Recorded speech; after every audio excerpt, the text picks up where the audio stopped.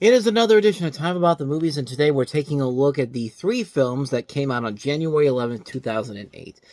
We have a new Veggietales movie, we have a new film from Uwe Boll, and we have Ice Cube and a new comedy. And I want to clarify something I said on the last episode. I said that Ice Cube and Mike Epps were in this movie, and no. I was mistaken completely, and this is why I need to do my research before I start opening my effing mouth. This is a movie that pairs Ice Cube with Tracy Morgan, and Ice Cube and Mike Epps would eventually reteam again on a movie called Jakey Promoters, which we'll get to in 2009. But in the meantime, let's take a look at Ice Cube and Tracy Morgan teaming up in the comedy First Sunday. Under the condition that you perform community service. I got no problem with that. $5,000! $5,000! To keep his son, he's got to keep his cool. Let the church say amen. Or a woman. On January 11th, Y'all got cheese whiz? We raised $200,000. their plan All we want is the money. You keep looking at it. Oh, white Jesus. doesn't have a prayer. This is not even my church. I saw this on MySpace. First Sunday, rated PG-13. In theaters everywhere, January 11th. So First Sunday tells the story of Ice Cube and Tracy Morgan. They're criminal best friends who they plan on robbing a local church, but they're doing this while they have to serve 5,000 hours of community service. And the results speak for themselves. The chaos, the hilarity ensues, and it's not a bad movie overall. It's definitely one of the lesser films from Ice Cube, and Tracy Morgan, I think, has been in a lot of better movies than this film here, but as for the cast overall, Cat Williams is in the film, Loretta Devine, Keith David, Melinda Williams, Regina Hall, Chi McBride, Clifton Powell. So there is a lot of good talent all across the board in this film, and it's enough to save the film a little bit by pushing it to a level where I could say that it's a decent film overall, but overall it's not a great film. It definitely suffers a lot from being too similar to a movie like Friday, and I think this is more of a more wise mainstream Friday movie, because Friday was specifically tailored for, the R-rated audience. I mean, the first film is an R-rated film. The sequels are also R-rated as well. This one is PG-13, so you can tell that there's not going to be as more risque humor than what you would see in a traditional PG-13 movie. It's that type of a film. And like I said, it's not a bad movie, but just definitely not one of the better Ice Cube movies overall. I've seen Ice Cube be funny in much better movies in general, and I think it mostly comes from the fact that this director, David E. Talbert, has made movies that have been mostly just mediocre at best. And some of them have been good, some of them have been kind of meh. Like Baggage Claim, I thought was kind of okay. So did I think of Almost Christmas, but other than that, though, he hasn't really directed anything too significant or too spectacular. But for what this is, it's fine for what it is. It's nothing too spectacular, nothing too amazing. And if you're looking for an alternative to something like The Bucket List, which was the #1 movie that came out this weekend, I guess this is fine overall, but just don't go into it expecting a masterpiece in any way, shape, or form, or even something on the level of something like the first Friday movie. It's more, I would say it's probably more on the same level as the Friday sequels in general, but as it is, it's fine. Nothing too significant, nothing too amazing. Let it pass. With that said, let's go ahead and move on to the next one we have here, and that is The Pirates Who Don't Do Anything, the second Veggietales movie. 3 vegetables are going to battle a pirate. Get them! Save a princess. Come again? And aspires to greatness. We've come to rescue you! Do you have the keys? The Pirates Who Don't Do Anything. Rated G. So this is the second of the 2 Veggietales movies. We already looked at the first one, Jonah Veggietales movie. And this one here, this is the only one that does not explicitly mention God or biblical morals in it. This is a film that is basically a pirate adventure.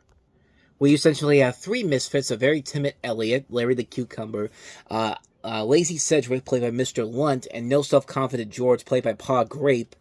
I never watched Veggietales, so I don't know who most of these characters are. I'm pretty sure maybe they might be notable characters in the show or in these movies or whatever these are based off of, but they dream of the day of putting on a show about pirates.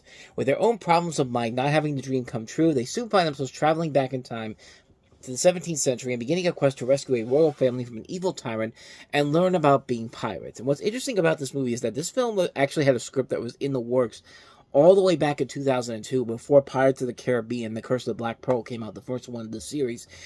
But because the company that made Veggietales, Big Idea Productions, went into bankruptcy shortly after the movie came out, the first movie, Jonah Veggietales movie, they weren't able to start production until well late into 2005. So you have kind of a similar thing with The Thief and the Cobbler and Aladdin. Like, everyone thought The Thief and the Cobbler was a ripoff of Aladdin, but that movie, The Thief and the Cobbler, the Richard Williams movie, was made years before we ever got Aladdin in production to begin with. So yeah, it's a weird situation overall, and like I said, I'm not much of a Veggietales person in general, but these are made specifically for little kids, and for what it is, for a little kid's adventure, it's perfectly salvageable. There's nothing really offensive about it in any way, shape, or form. I would probably say that the animation in this is actually the best thing about it, because the animation is much more higher quality than the first Jonah Veggietales movie was. But that was made up by a limited independent production company. This one, you have Universal backing it up behind it, so you get a little bit of help from them. And I don't know. Like, to me, like I said, I've never seen Veggietales in full, so I don't really get the gist of, the whole story of it or these characters in general. So I'm just going off of these movies as they are. And yeah, for what the movie is, it's fine for what it is. It's nothing too amazing, nothing too grand. But for kids, little kids, they'll definitely get a kick out of it overall. So watch it on that level. You can have a good time with it. It's nothing really that bad overall. It's a very harmless kids film that won't make your kids any dumber, but it will actually motivate them a little bit. Actually give them a little bit of a lesson that they don't even know that they really need it. So that's The Pirates Who Don't Do Anything, a Veggietales movie. Let's go ahead and move on to the last one we have here, and that's Uwe Boll's latest film, In the Name of the King, a dungeon siege tale. Your king needs you. My world, the king's arm is expected to protect the kingdom, not just the castle. On January 11th, he will fight for vengeance. King called upon you to face death. He will fight for love. Tonight we dress our wounds. He will fight Bury our dead. to save all he knows. Tomorrow we gouge evil from its shell.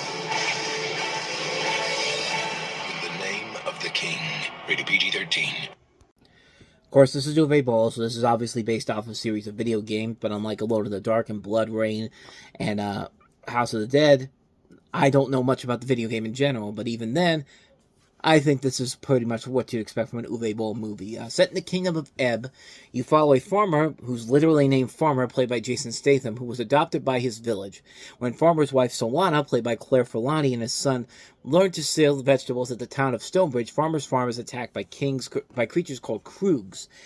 With the help of his friend and neighbor, Nord, played by Ron Perlman, he travels to Stonebridge where his wife and son are. Before he arrives, the Kroogs, controlled by the wizard Galleon, played by Ray Liotta, kill his son and capture his wife. Farmer, with the help of Bastian, Will Sanderson, his brother-in-law, and Nork set out to find and rescue his wife. The king's nephew, Fallow, Matthew Lillard, is conspiring with the wizard Galleon to take over the kingdom, led by King Conry, played by Burt Reynolds. So yeah, this is probably the most stacked cast that Uwe Boll has ever had to work with, and it still wasn't worth it in the end. It's a movie that is basically what you'd expect from an Uwe Boll film. It's not going to be any good. It's going to be probably an insult to the original games that these are based off of. But I will say this to this movie: it has maybe the funniest line reading of the is that Uwe Boll has ever had. It's when Matthew Lillard just has to say the simple phrase, "I am your king." How does he say it? Not in a normal way. He says it like this. I'm your king. I am your king. I am your king. I am your king. I am your king. I am your king. I am your king. I am your king. Okay, I have to be completely honest with you. At least the first couple seconds is how he says it in the movie, and then I just basically made a YouTube poop of that one sequence of him just saying it with the speed cut up. That was my video that I did, but yeah, you get the idea. He says this line in the weirdest way possible, but goddamn, it's hilarious every time I hear it. Just that crazed look in his eyes, going, "I am your king," like that's brilliant. That's one of the few things I have to give Uwe Boll credit for. He saw that as just like, I don't think we need to do another take. This is perfectly fine. Move along. And yeah, that's the only thing that's really memorable about this movie. Other than that, though, yeah, the rest of the movie's pretty bad, so you could skip that. But hey, what Matthew Lillard brought to the table there, that's more than worth the price of admission, in my opinion.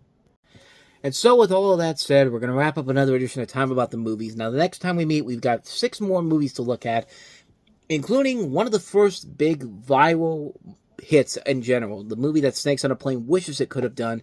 But the J.J. Abrams produced Cloverfield comes out this weekend. We'll take a look at that. We will also take a look at Katherine Heigl in her romantic comedy 27 Dresses. One of the few good Katherine Heigl comedies after Knocked Up.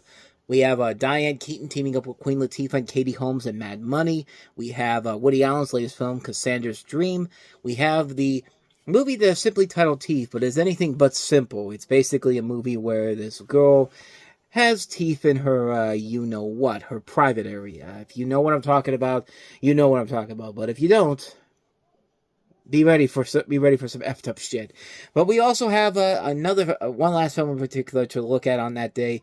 It's Denise Richards and who is the other person here? Is it Pamela Anderson? I know I'm just killing time here, but I got to be certain here because I want to make sure I get this right. Yeah, Pamela Anderson. Pamela Anderson and Denise Richards in Blonde and Blonder. So we'll take a look at that as well. 6 films overall to take a look at next time, and we'll delve into those on the next show coming up on tomorrow. Toy Boat. Coming up tomorrow. There we go. But with all that said, thank you so much for watching, and if you enjoyed this video, please go ahead and hit the playlist on the next page, check out the previous episode, and also don't forget to hit the like, subscribe, notification button, and the bell. That's when you know you get updates on when videos come out. We do post here every day. Now, with all that said, I am off. I will see you guys next time, and until then, as always, take care.